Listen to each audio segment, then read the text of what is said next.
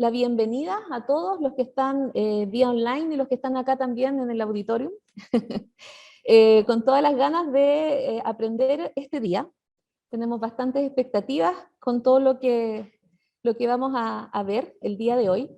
Y honrada, obviamente, por estar moderando esta charla, que es la cuarta de este año, que está asociada a los 40 años del Departamento de Informática, y esos 40 años aportando al desarrollo ahí del país. Y bueno, esta charla es también, siento también internacional, porque estás aportando también al desarrollo a nivel mundial, y eso me tiene bastante orgullosa. Estuve investigando un poquitito de Pablo. Pablo fue alumno de acá de la universidad, por lo tanto es parte de nuestra comunidad, por lo tanto también hay más orgullo y tenemos que sentir con respecto a todo el desarrollo que has tenido. Entiendo que partiste acá en Chile y te fuiste después al extranjero buscando una especie en una búsqueda exhaustiva de desarrollo de dispositivos, básicamente, ¿cierto? Exactamente, sí, ¿Cierto? sí, sí. Y después ahí te fuiste y empezaste ya una carrera bastante ahí exitosa y desafiante en cada uno de los lugares en los cuales has estado. Entonces, un orgullo aquí de estarte ahí presentando, más aún con este tema que entiendo que está obviamente muy en boga y muy en línea a lo que las empresas ahora deberíamos ir como profesionales y ver como futuros profesionales también el desarrollo que deberíamos alcanzar. Así que, nada, te dejo aquí con todo el gusto y con todas las ganas de estar aquí aprendiendo contigo. Ok, muchas gracias por la introducción. Bueno, mi nombre es Pablo Rivera. Sí, soy exalumno del Departamento de Informática, lo digo con bastante orgullo. Le debo todo lo que aprendí de informática, todas mis bases están en el Departamento de Informática, así que, y lo pasé muy bien además, hace muchos años atrás. Y bueno, sí, el honor es mío, la verdad, de poder estar aquí hablándole a ustedes desde Redmond. Estoy muy cerca de los headquarters de Microsoft y de Amazon, entre Redmond y Seattle, acá en Estados Unidos. Y la verdad, claro, me siento honrado también de poder hablarles a ustedes y ver si puedo aportar un granito de arena a la visión que debería tener un ingeniero informático que está estudiando, que también se está recibiendo, respecto de lo que viene en computación. ¿Y por qué puedo decir esto con un poquito, no quiero sonar muy digamos, exagerado, pero de lo que viene fuerte en computación, porque en informática, porque hay esta nube, digamos, que son esta cosa que se habla cada rato de la nube, de los data centers, es algo que realmente viene para quedarse. Entonces hay un challenge, hay un desafío ya que hay que tener en esto de cómo enfrentar la nube. Ahora, he tenido la suerte, la verdad, mucha suerte de estar trabajando ahora en Microsoft. Hoy día yo soy un Senior Technical Program Manager, que es algo así como un jefe de muchos proyectos, ¿ya? Y estoy a cargo actualmente del desarrollo y la implementación de la nueva tecnología Intel Sapphire Rapids, ¿ya? Que son los últimos procesadores que tiene Intel en los data centers, en todos los data centers del mundo de Microsoft Azure, ¿ya? Microsoft, solo Azure tiene 40 data centers, Microsoft en total tiene 100 data centers, tenemos 52 regiones y atendemos 140 países. Nosotros somos el que por detrás está soportando TikTok, por ejemplo, ¿ya? Y TikTok a nivel mundial. Walmart a nivel mundial y una buena parte de los workloads, disculpen si de repente uso palabras en inglés, de Facebook. O sea, Facebook, Walmart, TikTok, entre muchos otros, son los que nosotros soportamos con la nube, digamos, de Azure. Antes yo estuve trabajando también y tuve mucha suerte de haber estado trabajando en Amazon. Así que también puedo decir que Amazon también tiene muchos, 40 y tantos data centers, 40 y tantas regiones, cientos de países, y es muy poderoso también. Entonces, y el nivel de inversiones que están haciendo son bastante grandes. Y también tuve la suerte de trabajar en Silicon Valley varios años, y tener varios amigos en Google. Hice algunos proyectos, no en Google directamente, pero sí buenos amigos en Google, y los visité muchas veces. Y bueno, también Google con GCP también tiene una cantidad increíble de inversión en la nube. Por lo tanto, Google, Microsoft y Amazon son tres gigantes que están invirtiendo billones de dólares. Cuando digo billones con B, son billones, es una locura. Entonces, el panorama va a cambiar, definitivamente. Entonces, para tener éxito en este nuevo panorama que está cambiando, y de hecho, yo también me siento muy honrado de poder estar trabajando, no tan de cerca quizás, ¿ya? Pero sí para Chile, Microsoft Chile. Microsoft está construyendo un data center en Chile y va a ser el más moderno, ¿ya?, que va a existir en Microsoft. Bueno, el próximo año se va a inaugurar. Claro, porque se está construyendo ahora, obviamente. Entonces va a tener una serie de adelantos, ¿ya?, que otros data centers de Microsoft no tienen hoy día. Y además va a tener algo interesante, que va a tener una oferta de servicios mucho más amplia, ya mayor que la que tiene la competencia. Entonces hay cosas que están pasando y están pasando en Chile. ¿Ya? Data center es una realidad en Chile, hoy va a ser una realidad el próximo año.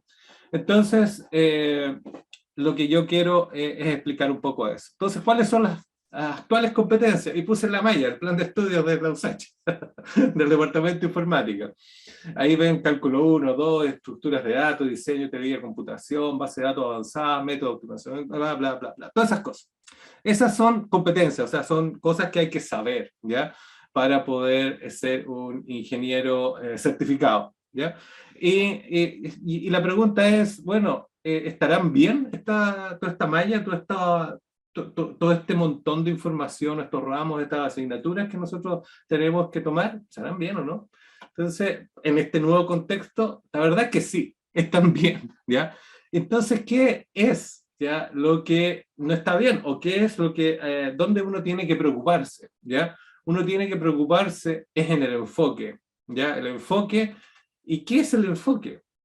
Es cómo aplicar todas esas competencias a dónde vas a trabajar, ¿ya? Cómo prepararse para eso. Y eso es muy bonito porque en la medida en que uno encuentra un enfoque, ¿ya?, empiezas a alinear todas las competencias, ¿ya?, o todo lo que estás estudiando en determinadas áreas, ¿ya? Por ejemplo, en el caso de mi historia, ¿ya?, que no quiero, digamos, que crean que no solamente puede existir lo mío, ¿ya?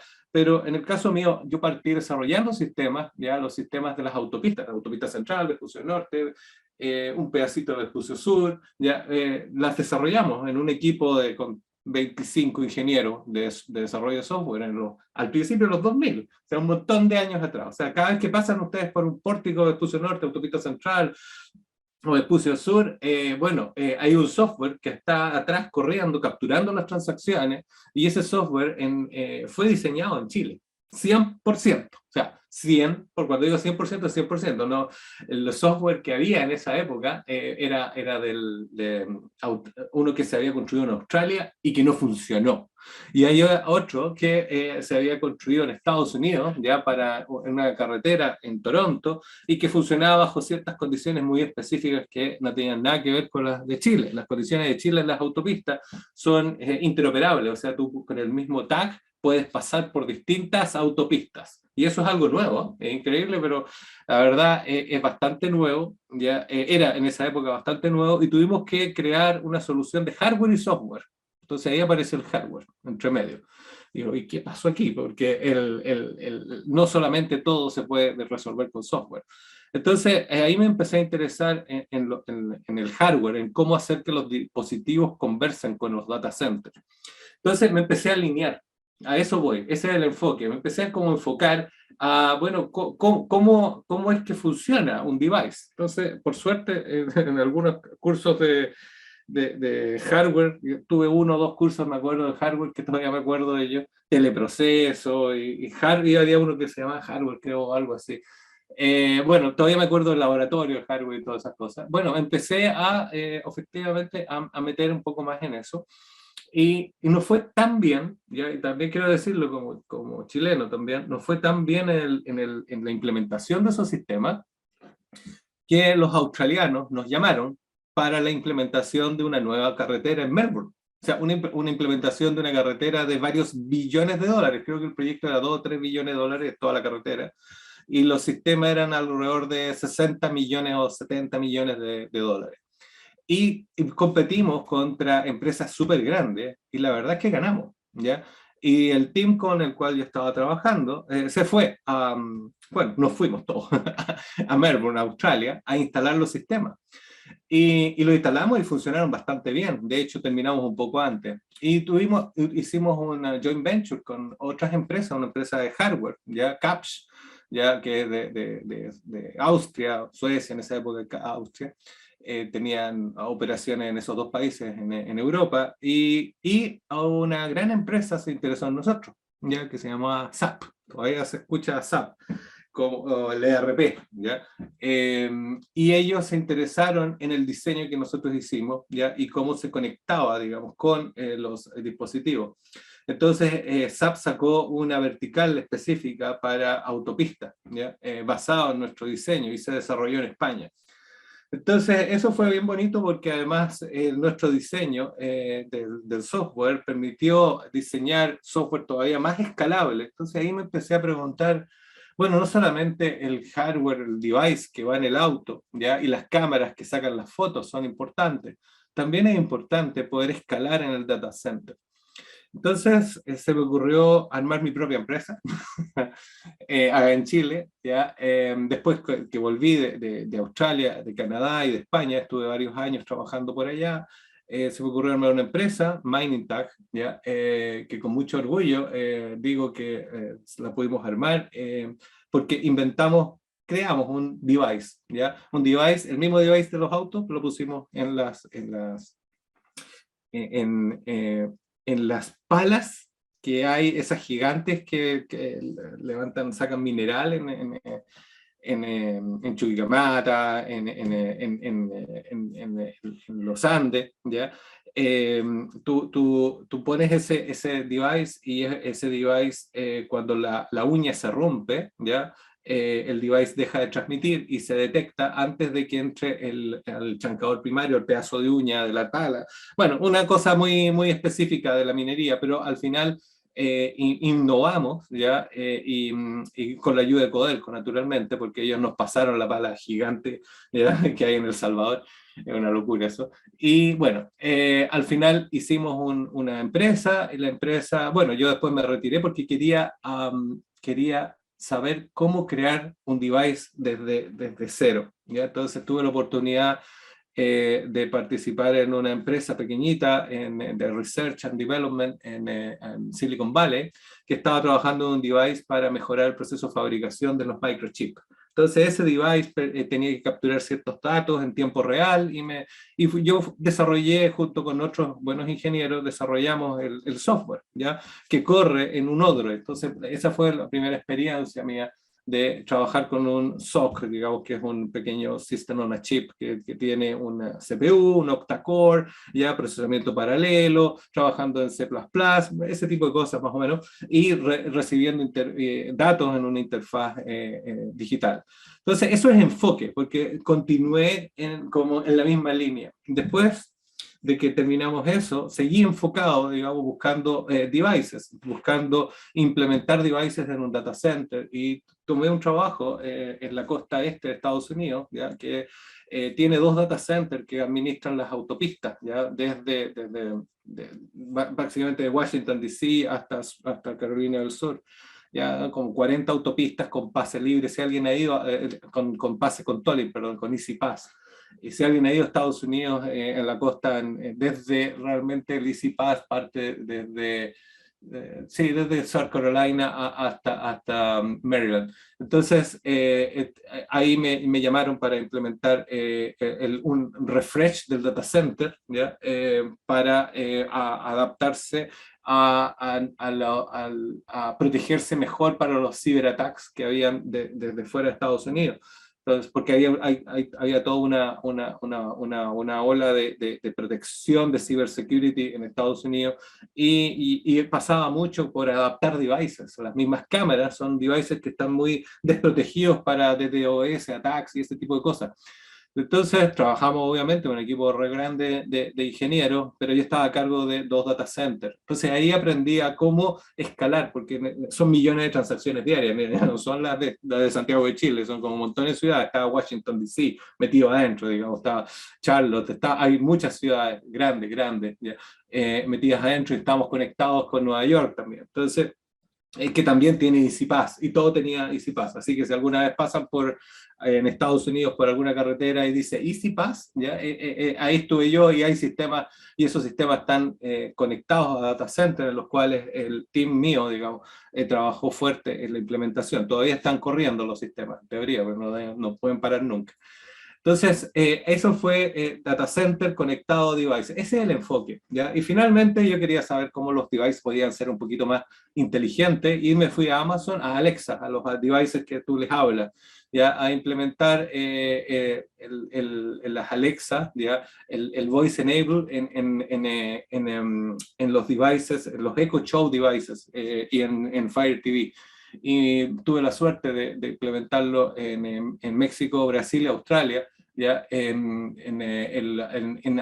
Particularmente en YouTube y en Netflix, ¿ya? Y acá en Estados Unidos con HBO. O sea, si alguna vez dicen Alexa, toca a Game of Thrones, ¿ya? O Juego de Tronos en HBO, bueno, ese modelo de AI que es capaz de entender esa voz, digamos, y traducirla en comando, y te pone en la pantalla el Juego de Tronos, digamos. Ese fue el team en el cual yo trabajé. Entonces, finalmente, claro, completé el camino, ese es el enfoque, y finalmente llego acá a Microsoft, donde estamos fundamentalmente trabajando en expandir la capacidad de los data centers, mejorarla y colocarle las últimas tecnologías, que es lo que estoy haciendo actualmente. Ese es el enfoque. ¿Se fijan? Hay gente que se va por el enfoque de implantar sistemas, hay gente que se va por el enfoque de desarrollar específicos sistemas, eso es enfoque, y lo doy como ejemplo para orientar también a muchas personas que pueden estar, digamos, partiendo su carrera profesional, y un poco saber por dónde van los tiros. Entonces, ¿por qué la nube puede impactar tanto? Los analistas dicen que la nube viene para quedarse y crecer. Hay algunas cifras, esas típicas de Gartner, que dice que el 45% de todo lo que gaste en TI una empresa a nivel mundial va a estar gastándose en la nube, en la cloud. Entonces, es como importante saber cómo manejarse. Y hay tipos distintos de negocio en la cloud. Están los Business Process Services, están las Infrastructure Service o infraestructura, ya están los Cloud Applications, los Cloud Management, y bueno, ahí vamos a hablar un poquito acerca de eso. Pero básicamente se está esperando que se gaste 482 mil millones de dólares, más o menos en eso. Por lo tanto, es una cosa que viene fuerte. Y lo que está haciendo Azure, AWS, Amazon y Google es eso mismo. Están implementando data centers. Por ejemplo, Google tiene un data center aquí chiquitito en Chile, y Azure está construyendo otro, y Amazon tiene uno en Argentina, y creo que otro en Brasil. Entonces, bueno, hay inversión, hay movimiento, y hay mucha gente que está trabajando acá adentro. Entonces, básicamente, digamos que, ¿qué es lo que está pasando? Digamos que si tu app es un auto, bueno, con infraestructura, as a service, ¿ya? IaaS, tú eres el dueño y operas tu auto. Ahora con PaaS, ¿ya?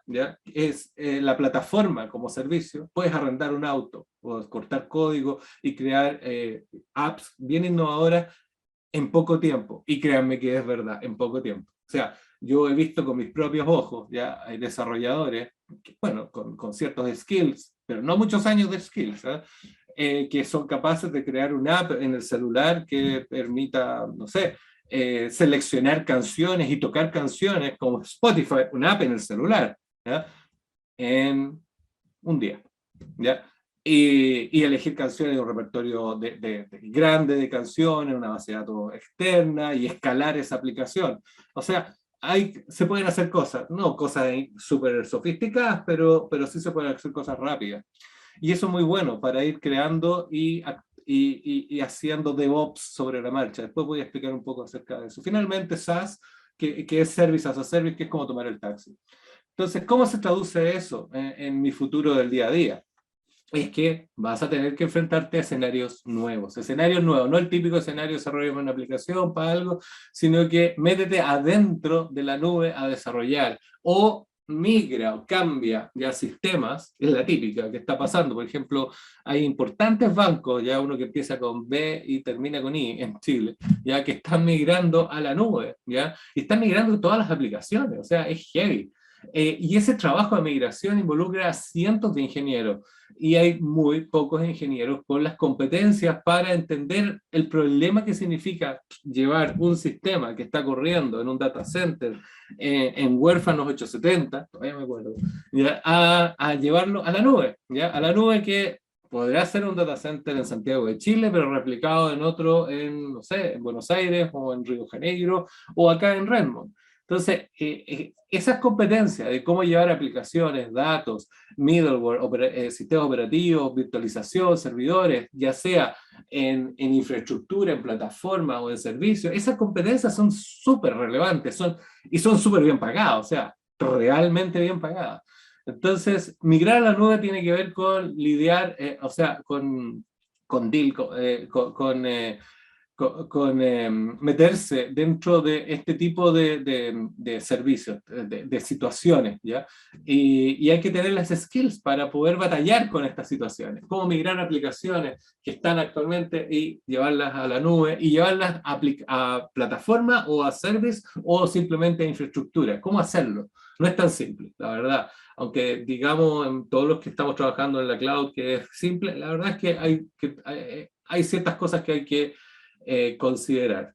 Entonces, hay un cambio de paradigma. Lo primero, cuando hay cambio de cosas, hay que ver dónde están los cambios de paradigma. Y desde la antigua era monolítica, ¿ya? Donde yo nací, ¿ya?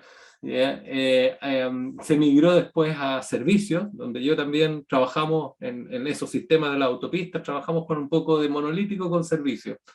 ¿Ya? Pero después el problema es que las apps y los software tienen que escalar, tienen que ser capaces de soportar millones de usuarios. Por lo tanto, en el mismo servidor ya no cabe todo, porque no hay servidores tan grandes para ejecutar millones de transacciones. Netflix, por ejemplo, en Amazon, cuando yo trabajaba en Amazon, teníamos que soportar la carga completa de Netflix, todos los usuarios del mundo. Y son millones en un momento dado, millones, no estoy hablando de miles, millones de usuarios en determinados pics que teníamos. ¿Y cómo escalamos eso? Porque hay millones de personas haciendo scrolling, pero no se deciden con la, no sé, con la película que quieren ver en el momento, entonces están viendo para allá, viendo cosas aquí, ¿cómo eso se reacciona? Porque además a los usuarios hay que darle tiempo de respuesta razonable. No existe un computador, un único computador que sea capaz de absorber toda esa carga, entonces tenemos que distribuirla haciendo un scaling, pero a nivel no sé, decenas de data centers. ¿Cuántos data centers teníamos? No puedo decir, pero eran más de 10 data centers que estábamos manejando en tiempo real todos los requerimientos de las personas que estaban, de los usuarios de Netflix en todo el mundo. Entonces tiene que ser real time, o sea, hay que escalar a millones y más encima, como si eso fuera poco, tiene que ser en real time. Y más encima, como si eso fuera poco, tenemos que hacer desarrollo y hacer DevOps, básicamente. ¿Qué significa eso? Hacer cambios en las aplicaciones directamente en la operación. O sea, tenemos que hacer rollouts ya prácticamente todos los días, rollout todos los días, o sea, cambiar la aplicación que estaba funcionando súper bien, que en real time, con millones de usuarios, ahora no, ahora sabes que tienes que cambiar este pedazo de aplicación porque la interfaz no es tan bonita o porque tenemos que cambiar por determinados motivos legales o lo que sea en tal país, etc. Entonces tienes que hacer deployment, ¿ya? Permanente. Nosotros hacíamos, bueno, sí, más o menos alrededor de 50 o 60 deployment en un área específica, diarios, no eso de que tengo que esperar a que el cambio me lo apruebe, no, todos los días se hacían deployment, pequeños, grandes, lo que sea. Acá en Microsoft también, nosotros hacemos deployment todos los días.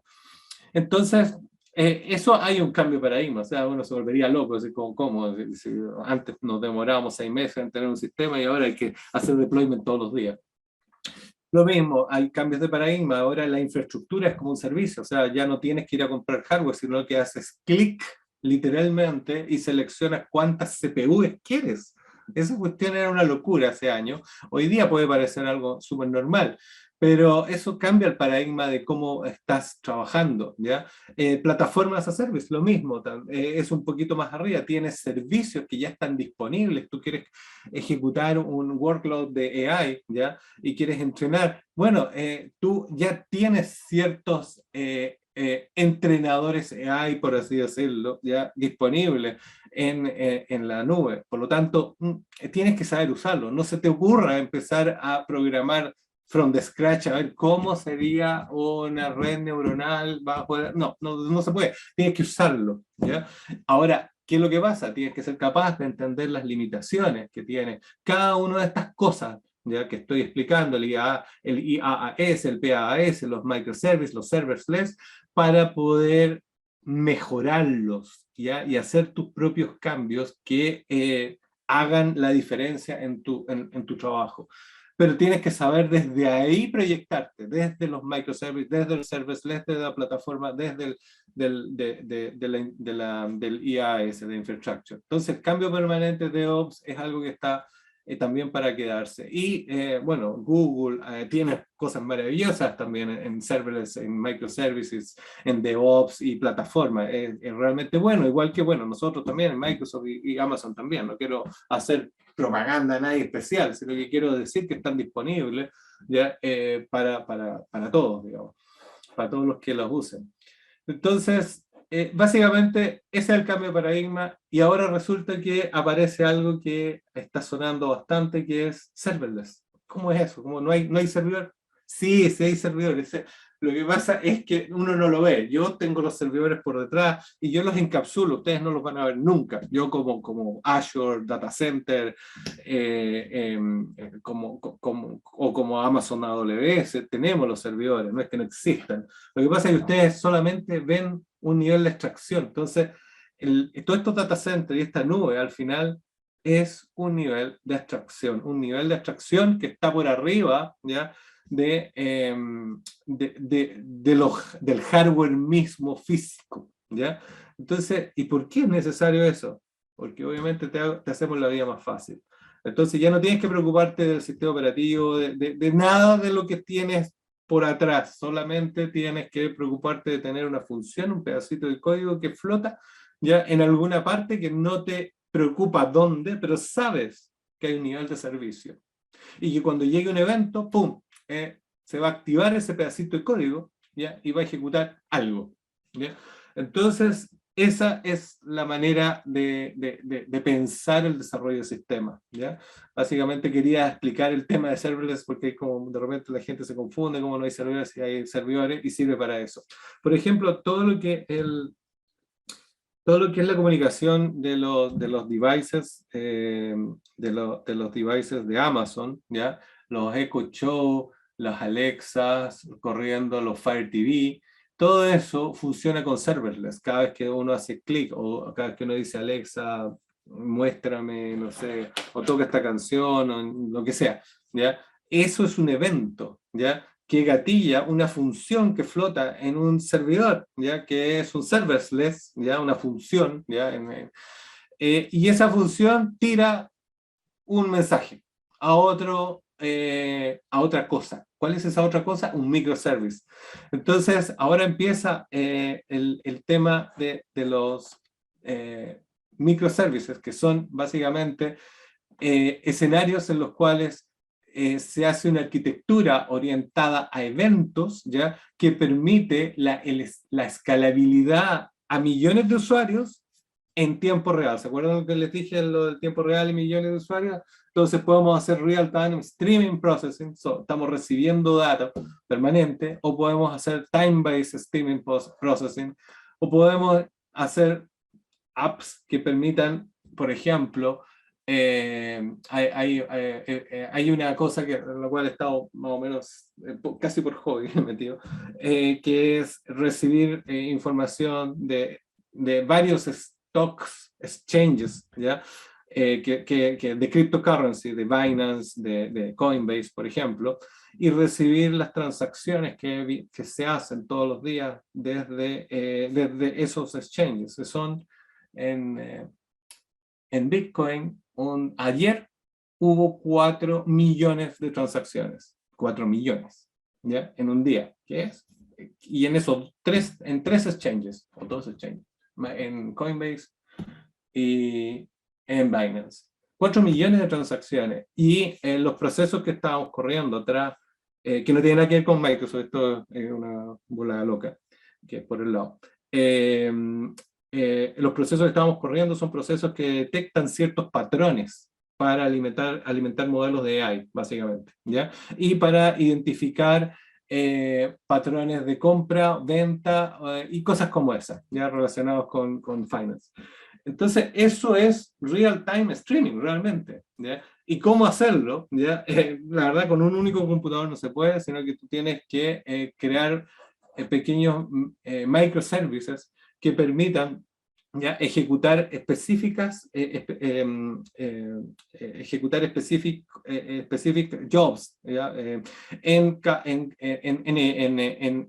un ambiente, ¿ya? Que recibe datos en forma continua, ¿ya? Y que presenta datos, porque también tengo que verlo, en forma continua. Y además tengo que ser capaz de, cuando aprieto comprar, por ejemplo, o un pedacito de Bitcoin, porque veo que está a la compra, a la alta, a la alza o a la baja, no sé, ¿ya? Ese clic tiene que viajar a una velocidad muy grande, porque si pasó un segundo, pasaron en un segundo o 2 segundos, pueden haber habido 10 compras, porque estamos hablando de 4 millones de transacciones, 4 millones que hay en un día, por lo tanto en un segundo hay hartas transacciones, y yo no quiero quedar en la cola, quiero ser el primero, entonces ahora vienen las latencias, ¿ya?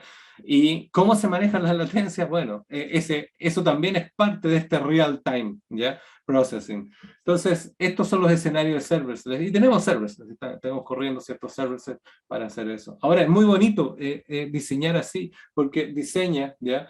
En función de funciones, ¿ya? Y de containers. Entonces, ya no te preocupas tanto de que la plataforma por detrás haya que configurarla, cargar el sistema operativo, los últimos parches, los últimos parches del software, de la plataforma base, del Python, de etcétera, bla, bla, bla. No, no.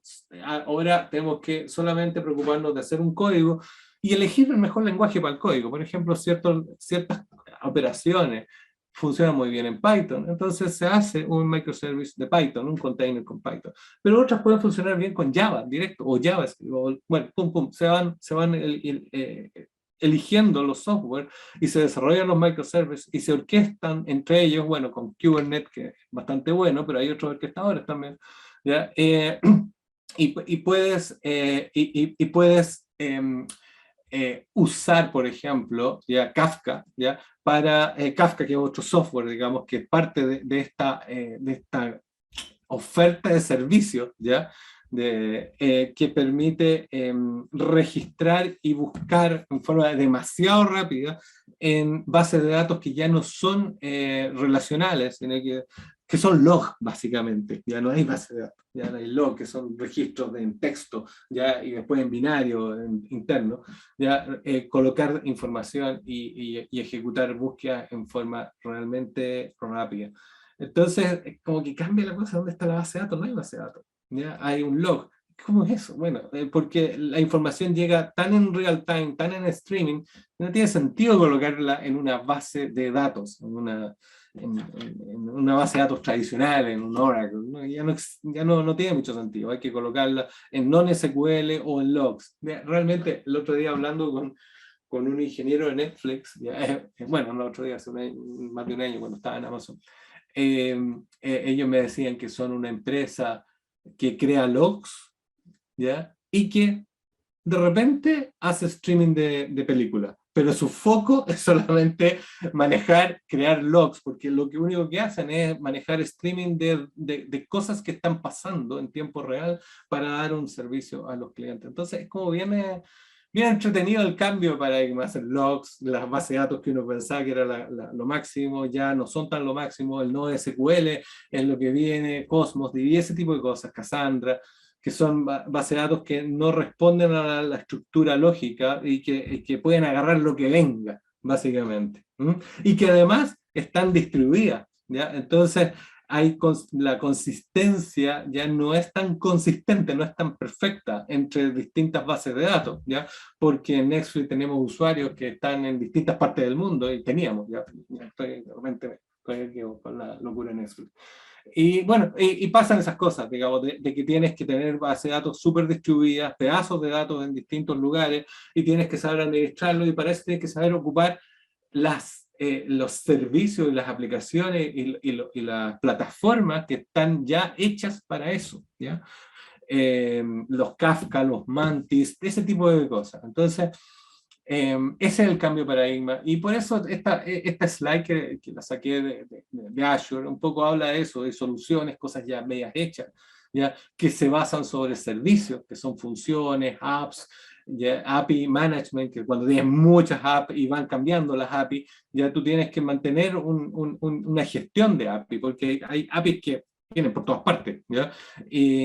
Por ejemplo, lo que estamos haciendo con los exchanges, estamos recibiendo información en tiempo real de varios exchanges, y hay varias APIs que están abiertas, ¿ya? Entonces tienes que manejar esas APIs para que no se te caiga todo el sistema abriendo pedazos de memoria, porque al final el sistema operativo lo que hace es pum, pum, reserva pedazos de memoria, depende de cómo esté implementado el API management. Y eso no es bueno, porque tienes que manejar ese uso de recursos. Entonces, bueno, eso es un poco lo que quería explicar. Ya funciones, ya hablamos de lo que son los eventos, que son cada vez que hago un browse o que selecciono una película en Netflix para ver un trailer. Bueno, eso es un evento, ¿ya? Y de alguna manera desde el device viaja al data center y de nuevo se da la vuelta a tu device para mostrarla en la pantalla del televisor, ¿ya? Básicamente esas funciones se pueden hacer en C#, en Node.js, en Java, en Python, por ejemplo. Python es re bueno para hacer muchas de esas cosas, realmente. Yo lo encourage mucho. Y salía. Y bueno, podemos manejar muchos eventos en un único lugar de nuevo, con estas herramientas que son plataformas, que básicamente permiten ya manejar funciones, apps y workflows, ¿ya? En forma coordinada. Ya no tienes que programar el workflow de distintas aplicaciones. La aplicación pasa por distintos estados, ya no hay que programarlo. Hay que preocuparse del layer que viene, que está un poco más arriba, de la lógica que tienes que implementar pensando en que tienes microservice encapsulado. Entonces, toda esa cosa de ingeniería de software, encapsulamiento, acoplamiento, ¿ya? Eso es súper relevante, porque cada vez que te piden hacer un cambio, tú haces el cambio en ese microservice, no en toda la aplicación, y la aplicación puede seguir viviendo mientras haces el cambio. De hecho, bueno, puedo explayarme mucho más, pero básicamente lo que hacemos acá en Azure, y lo que hacíamos también en Amazon, es cambiamos unos pedacitos de algunos microservices, que yo le digo como pedacitos, ¿ya? Pero nosotros teníamos desplegado, por ejemplo, para atender a HBO y a Netflix, ¿sí? Teníamos desplegado miles de microservices, y estaban duplicados, porque hay un orquestador que decía cuando uno está desocupado, entra al otro, etc. Pero los teníamos también por ciertas regiones, entonces dividíamos regiones y decíamos ya, esta región ya lógica ya va a tener estos microservices y estos van a cambiar, y los de la otra región no van a cambiar. Estoy hablando de regiones conceptuales, lógicas, no físicas de territorio, digamos, sino que lógica. Entonces hacíamos cambios ya en ese lugar, y abríamos una cosa que se llaman gates, ya que también son compuertas como lógicas del punto de vista de que ciertos usuarios tienen acceso a ese grupo de microservices. Entonces, veían o ven la aplicación de una manera distinta, ¿ya? ¿Por qué? Porque estos microservices cambiaron, ¿ya? Por lo tanto, la interactividad, la interfaz es distinta, pero siguen los otros microservices funcionando, dando el antiguo look and feel al resto de los usuarios. Por lo tanto, de los 5 millones de usuarios que podemos tener en un determinado momento, bueno, 4.800.000 están viendo lo antiguo, pero con esta forma de administrar microservices, hay 200.000 que están viendo el nuevo look and feel, y podemos hacer pruebas en ambientes bien controlados, ¿ya? Para no meter la pata en forma mundial, obviamente, ¿ya? Entonces, eso es un poco lo que yo quiero explicar con la idea del Event Grid, ¿ya? Y bueno, los beneficios un poco lo mismo, ya lo hablé un poco, está en inglés, pido disculpas, no alcancé, no tuve el tiempo para traducir todo, pero básicamente lo que yo quiero es entregarle un mensaje que hay un cambio de paradigma, que ya la forma en la cual se hacen las aplicaciones eh, está más basada en servicios que hay en la red, y por lo tanto todo el enfoque de ustedes como ingenieros informáticos que quieren sobrevivir en la nube, ¿ya? Ese enfoque tiene que ir a buscar, ¿ya? Esos elementos o esas cosas o esas funciones o estos servicios, ¿ya? Que están en la nube, ¿ya? Para beneficio directo de ustedes.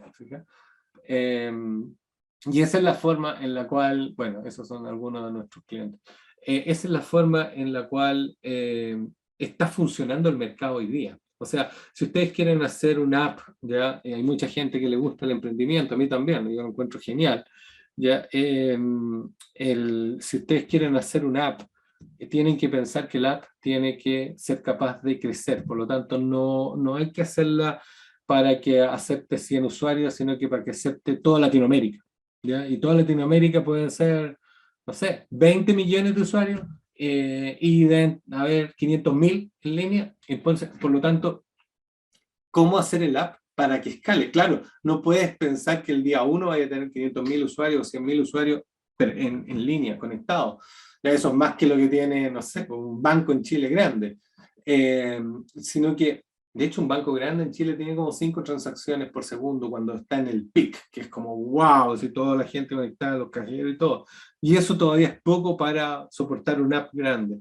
Entonces, para que tu app tenga valor realmente, tiene que estar diseñada en forma escalable.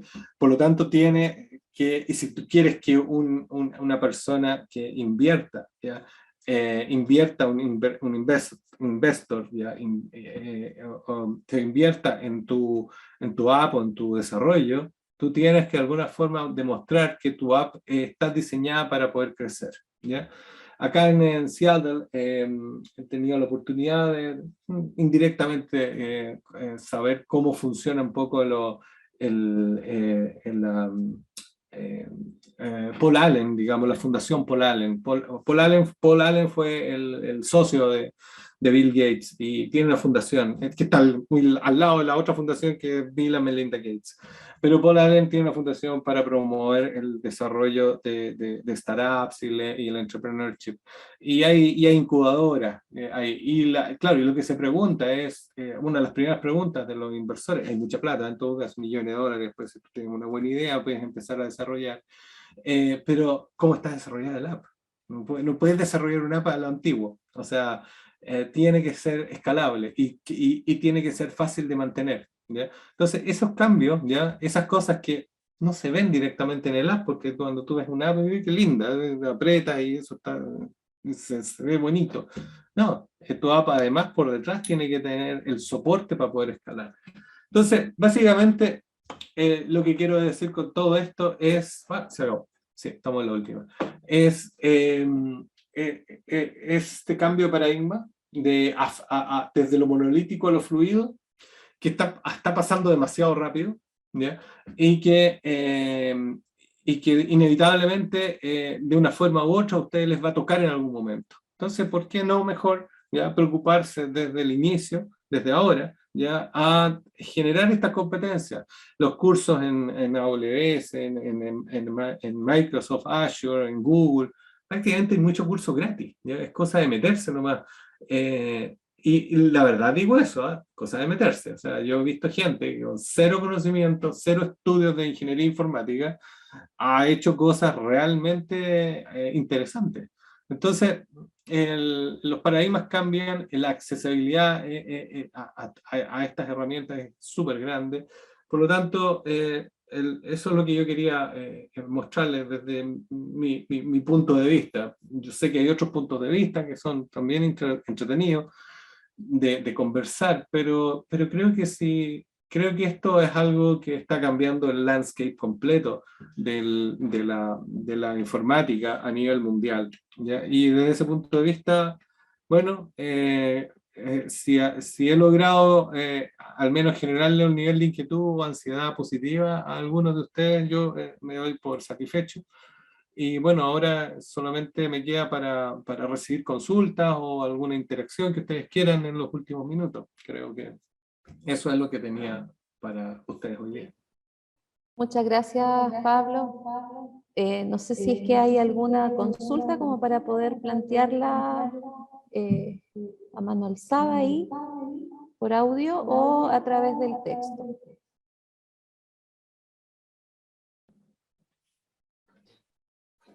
Yo veo un desafío grande, y no es solo, yo, o sea, lo visualizo con los chicos y chicas que están estudiando, que a lo mejor ellos están casi como nativos digitales, que les digo yo, que a lo mejor ya tienen el concepto de nube incluso más incorporado que las generaciones que ya estamos en el mercado como profesionales. Entonces yo siento que incluso a nosotros, digamos, nos cuesta un poco más el poder absorber que el mundo está completamente cambiado y todos los paradigmas están mutando. Entonces, eso es como súper interesante y también el enfoque que de alguna manera nosotros como docentes tendríamos también que darle a lo que les estamos entregando, porque no es solo el mundo que conocíamos hace 10 años, 20 años atrás. Entonces está cambiando muchísimo.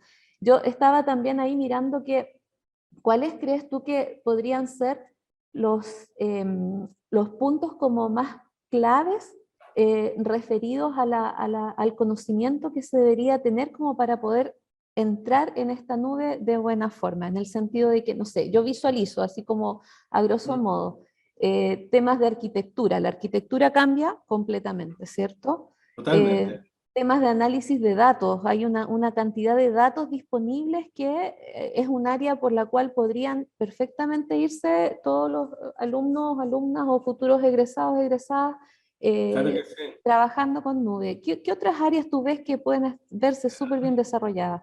Yo creo que la nube permite soportar, digamos, catapultar, impulsar con mucha fuerza AI. Básicamente AI, lo vi con Alexa, cómo podemos entrenar distintos lenguajes, ¿ya? Usando algoritmos de AI que corren en la nube, ¿ya? Entonces, y funciona increíble, o sea, cómo entiende es realmente impresionante. AI es un gran tema que uno puede meterse. El otro tema es lo que tú dijiste, de Business Intelligence, ¿ya? Que la nube permite guardar millones de datos ya que llegan en línea en un día, millones, y no cuesta mucho. O sea, realmente es algo que, y con eso se puede hacer mucho. Pero ese Business Intelligence no necesariamente a lo antiguo base de datos relacional, ¿ya? Que también es válido en algunos casos, más usando no SQL, ¿ya?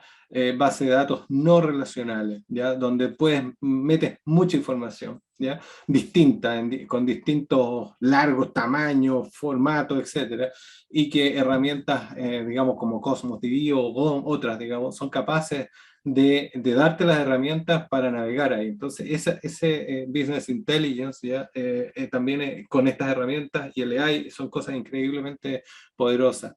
En la otra área, si a alguien le gusta más la operación, está el DevOps, ¿ya? El desarrollo y operación de sistemas usando herramientas modernas. También es otra área súper entretenida.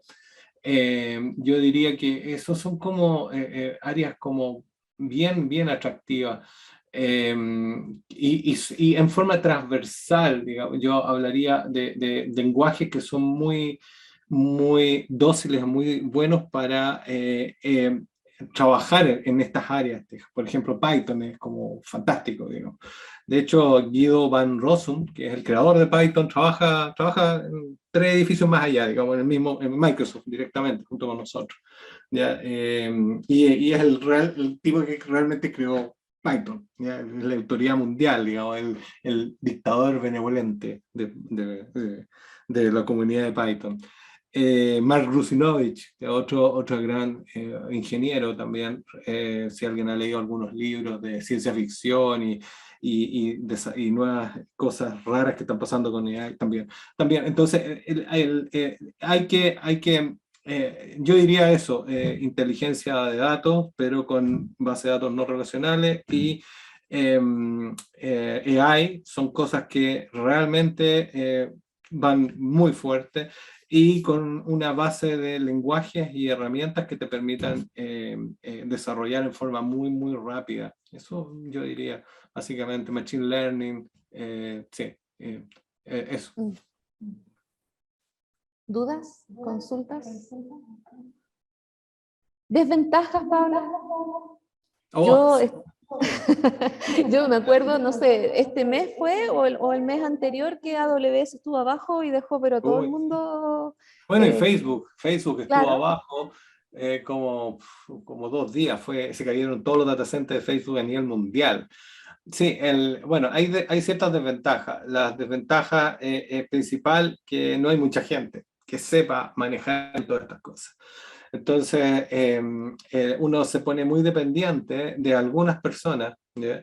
Y si esas personas están ocupadas o si hay otras prioridades, entonces se puede, esto que suena tan lindo en la presentación, bueno, ¿dónde está el tipo o la persona que sabe de functions ya en Azure? ¿Dónde? Ah, pero está ocupado en otra cuestión. Entonces, no hay mucho todavía conocimiento disponible en las mentes de los seres humanos. Entonces, se hace a veces un poco difícil avanzar, ¿ya? Eso por un lado.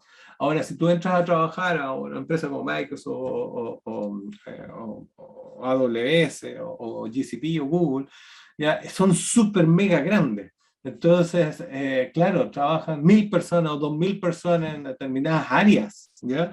Entonces, empezar a entender para poder implementar un proyecto en AWS, o Google o acá en Microsoft, tienes que cruzar muchas áreas y hablar con muchas personas y articular muchas conversaciones.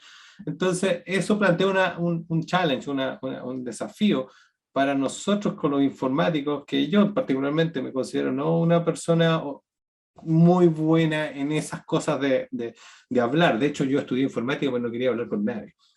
Y resulta que, no, la verdad, yo quería estar con mi computador tranquilo, que nadie me molestara. Y ahora me di cuenta que al revés la cosa.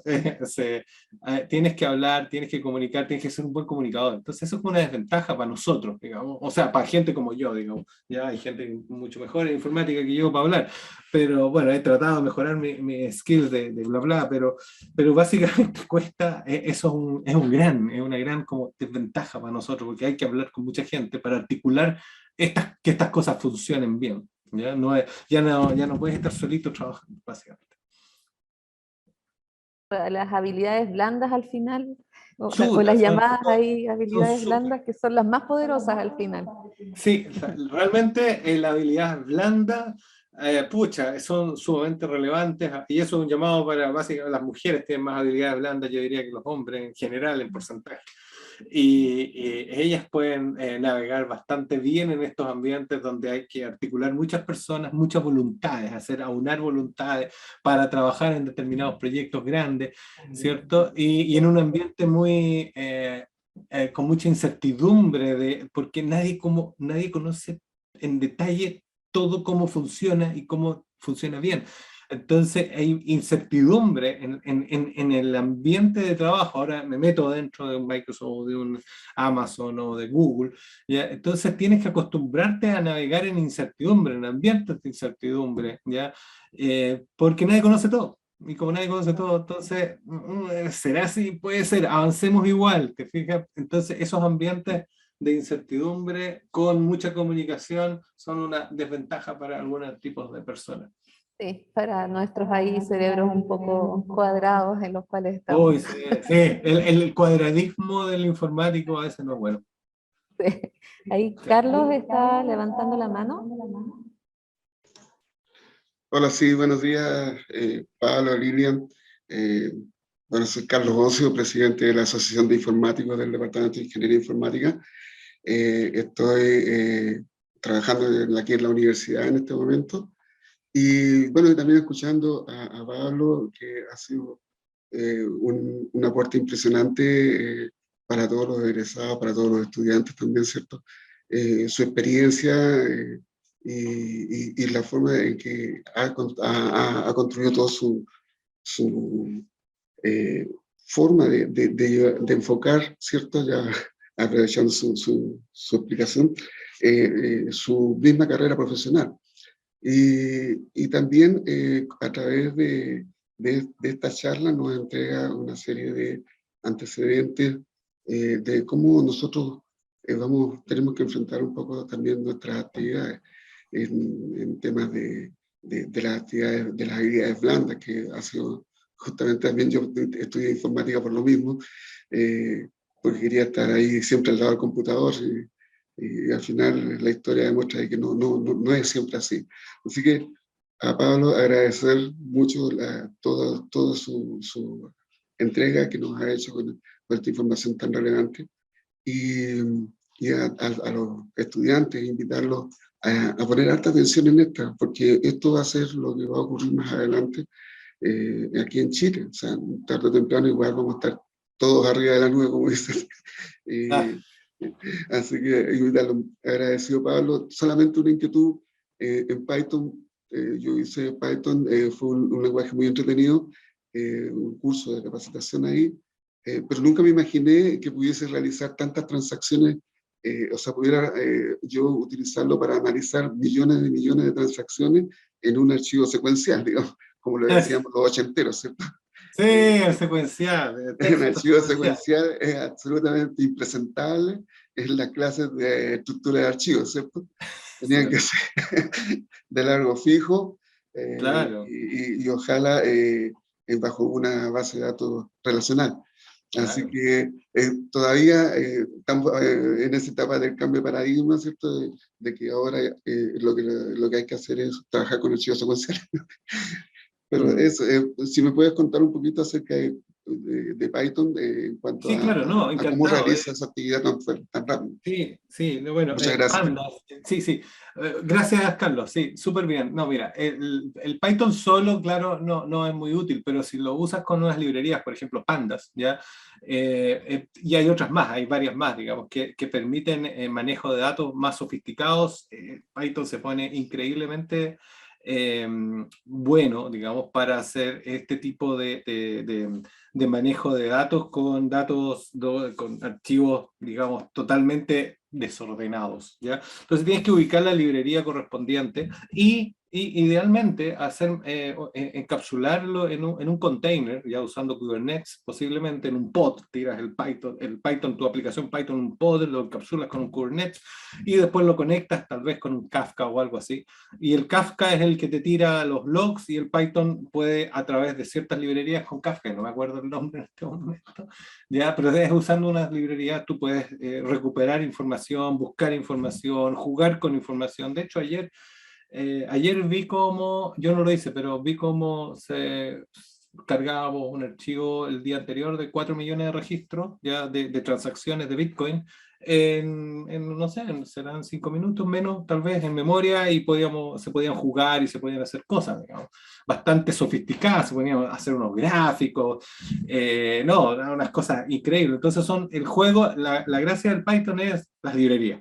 Básicamente las librerías, y si quieres escalar el Python, la gracia es mételo en Kubernetes y usa un orquestador de Kubernetes y además usa algo que maneje logs, que son como archivos de texto súper largos, ¿ya? En forma muy eficiente, como por ejemplo Kafka. Yo te diría eso, Kafka pues, también lo usó Netflix al principio de los tiempos, y después hicieron su propio Kafka con Mantis, le pusieron, pero básicamente es eso, manejan de esa manera. Entonces, eso es. Y si no tiene, esto es un detalle importante. Si uno quiere, de repente uno dice, pucha, pero es que la nube es súper cara y me van a cobrar, no sé, $10.000 de repente me va a llegar una cuenta.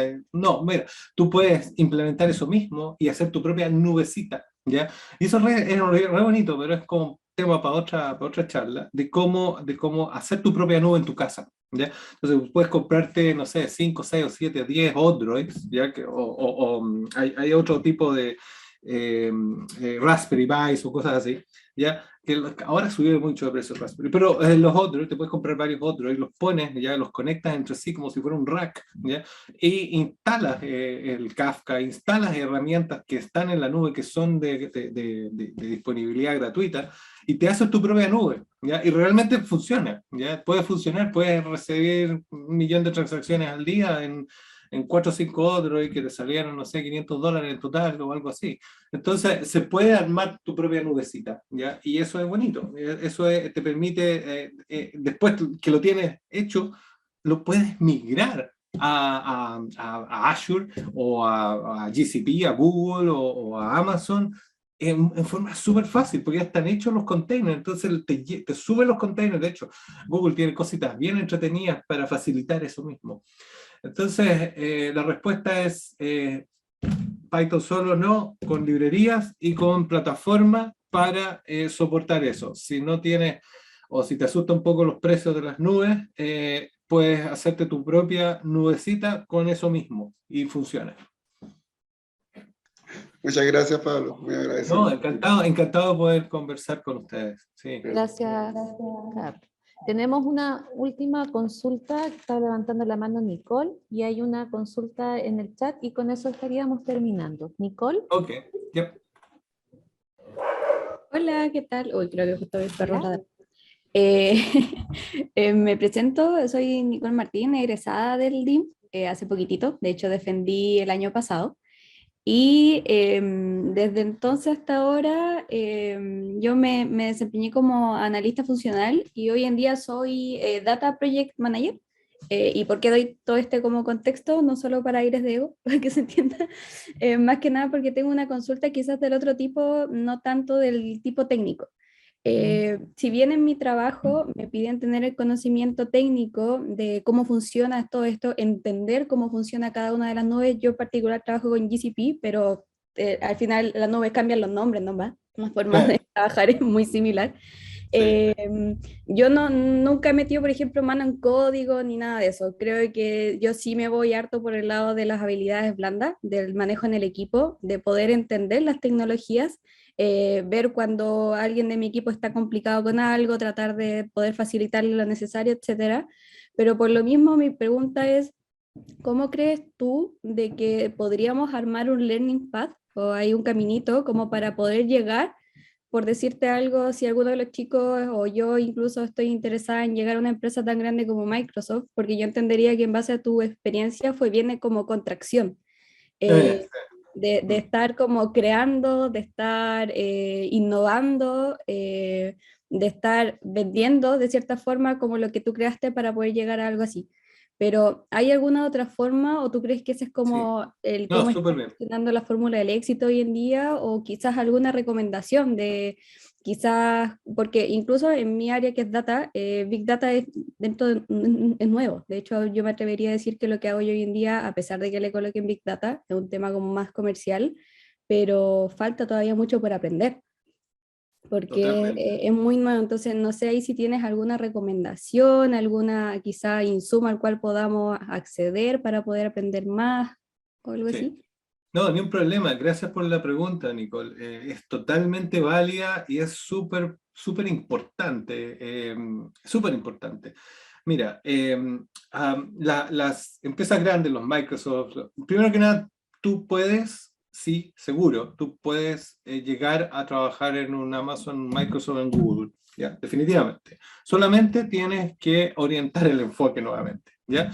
Ahora, y es súper válido el enfoque de no meterse en el desarrollo duro, sino que también entender cómo funciona en las distintas tecnologías, entenderlas, y de ahí articularlas para que se cree o se genere una solución de algo, o se gestione un proyecto. Entonces, el norte, la estrella del norte, el North Star, como llaman, que es como para allá tienes que ir, es pensar en Program Management, Program Management, ¿ya? Más que Project Management, es Program Management. ¿Y qué es el Program Management? ¿Ya? Es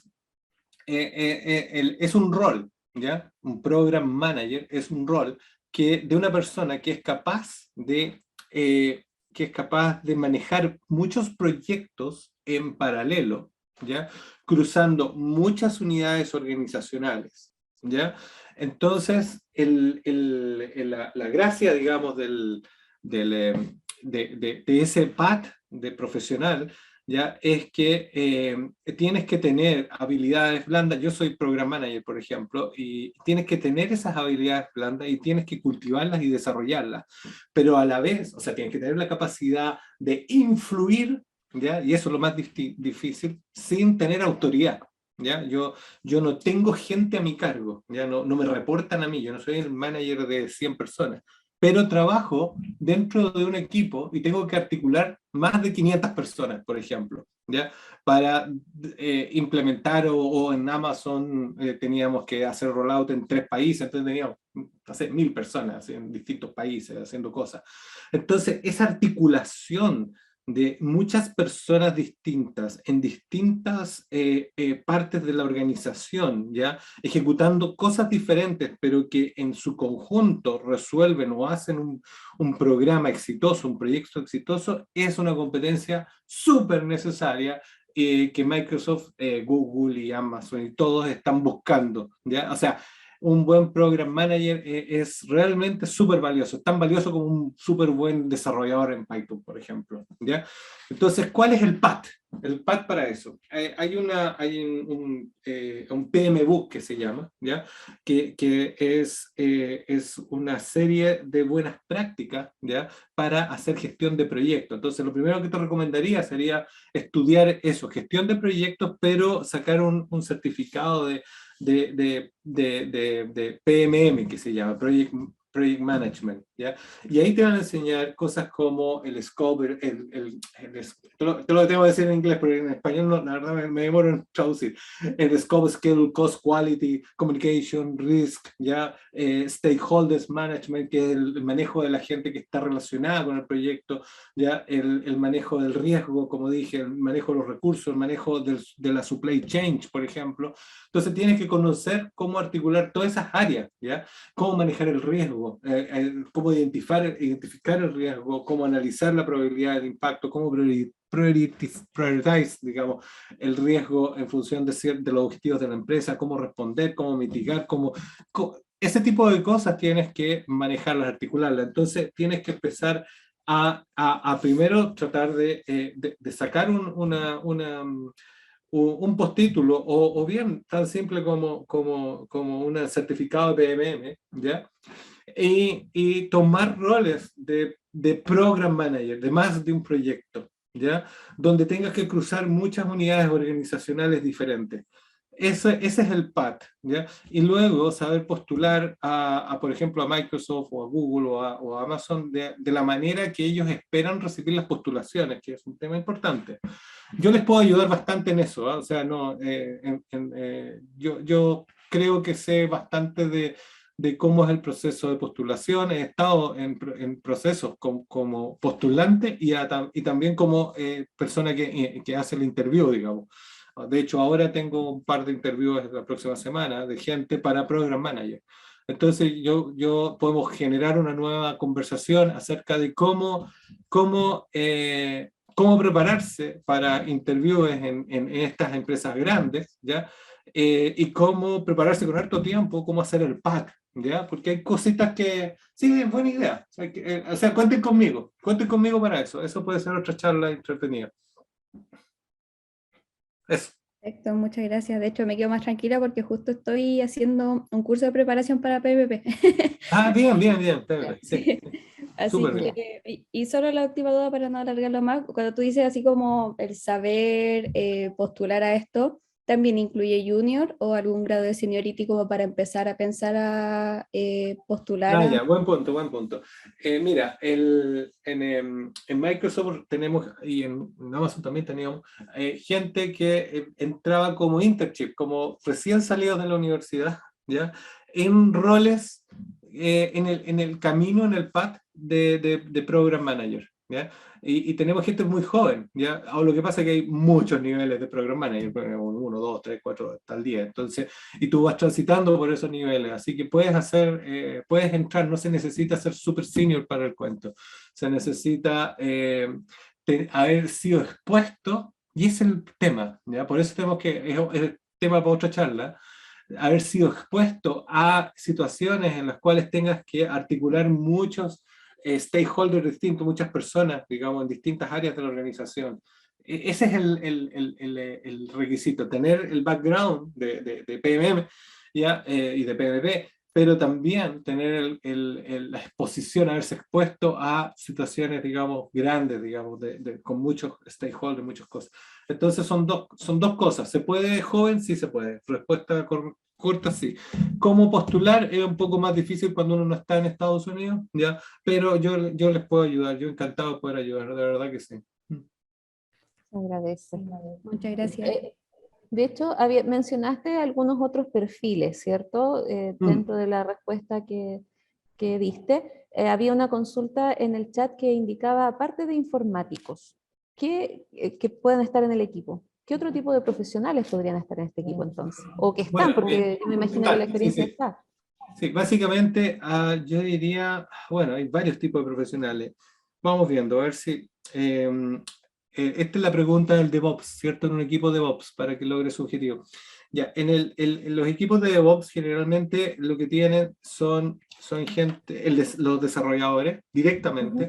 Lo que tú tienes a ver, esta es la organización típica. La organización típica es, tienes teams, ¿ya? Que son owners, ¿ya? Son dueños o responsables completos, 100% de determinadas funciones dentro de una aplicación grande, ¿ya? Determinadas funciones. El team que se preocupa solamente del tipo de los dispositivos que son Echo Show, que presentan este tipo de aplicaciones o este tipo de interfaz. Entonces es un team que tiene cierta... El otro team es el que se dedica solamente a, por ejemplo, a autentificación. Hay otro team que solamente se dedica a seguridad, ¿ya? Entonces, esos teams tienen un responsable, una persona de ese team, ¿ya? Que sale para afuera, por así decirlo, ¿ya? Y es el DevOps, el punto de contacto DevOps, que es la persona que interactúa con el área directamente de operaciones. Entonces hay un área de operaciones, ¿ya? Que recibe a estas personas, ¿ya? Básicamente, de los distintos teams, ¿ya? Y que coordina, ¿ya? los rollouts de eso. Entonces, esa persona de operaciones muchas veces es un informático, pero puede tener otra formación, digamos, pero básicamente siempre he visto gente en el área de STEM, ¿ya? STEM son la formación, digamos, científica, ¿ya? Porque se necesitan personas que tengan la rigurosidad de entender los workflows, ¿ya? Porque tú tienes muchos workflows y muchos branches que están en permanente movimiento y estás interactuando, ¿ya? Con personas que son los delegados de cada uno de esos equipos, ¿ya?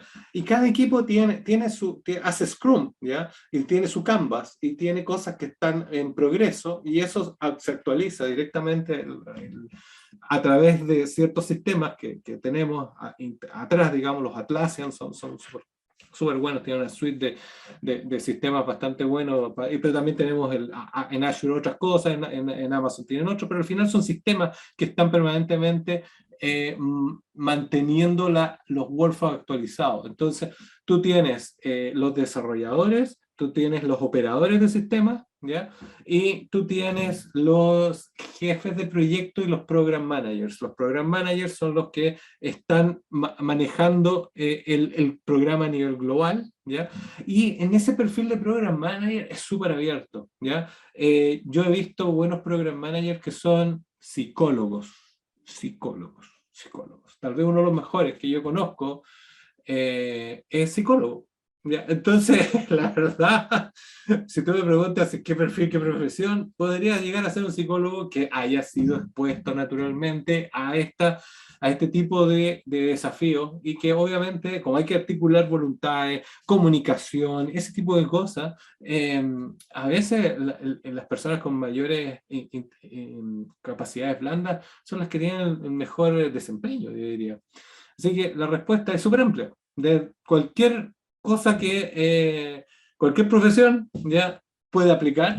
Ahora, ¿cuáles aplican mejores? Obviamente que son las STEM, que son los de ingeniería o relacionados con esas cosas, ingenieros químicos, ingenieros de lo que sea, que tenga que ver con procesos, que en la cabeza le haga sentido los procesos, básicamente. ¿Ya? Y para gestionar a todas las personas pueden haber hasta psicólogos. Esa es la respuesta. O sea, estamos todos ahí invitados. Ese es Exacto. el tema. Focalizarnos nomás y poder ahí... Es foco, hacer foco, Claro, ese sí, es el es secreto. eso, es Nada eso. más. Más aún en este tiempo que la información está en todos lados y que podemos acceder a un montón de conocimiento y digamos, cada uno poder ir evolucionando como para lograr los objetivos. Así que agradecidos enormemente por toda tu expertise ahí, Ki, que ha sido desplegada. Y muchas gracias por todo, muchas gracias por lo ameno, muchas gracias por todas las inquietudes al final que van a ir quedando en cada uno de nosotros, creo yo. Hay un montón de conceptos a lo mejor que debemos seguir ahí investigando o obviamente ahí nos van generando ciertas curiosidades, que esa es la idea, yo creo, ¿cierto? Justamente de esta charla, el generar estas iniciativas ahí como para que nos despierten ahí el bichito. Estoy mirando aquí a los alumnos que están en la, en la sala en sí, que despierten, digamos, ese bichito ahí como para que abramos la mente y evolucionemos ahí. Esa es como la invitación ahí, creo yo. Muchísimas gracias. No, no hay Cordialmente problema. entiendo yo invitado aquí a cuando esté en Chile en algún momento. ¿Va a estar en Chile en algún momento? Yo supongo, don Pablo. Voy a tratar, sí, ahora que ya está pasando el COVID, voy a tratar de estar a fin de año, posiblemente. Así que no, encantado, voy feliz al departamento de informática. Sí, de todas maneras. Okay. De Ya, todas pues, maneras. ya. Bueno, está mi Muchísimas mail. gracias. Está mi mail en el Sí, chat. eso había una persona que estaba preguntando. Ni un problema, ni un problema. ¿Ya? Ok. Ok. Muchas gracias a todos. Que Bien. estemos todos muy bien. Ya, muchas gracias a todos. Muchas Gracias gracias. por todo, Pablo. Que estés bien. Gracias, Aldo.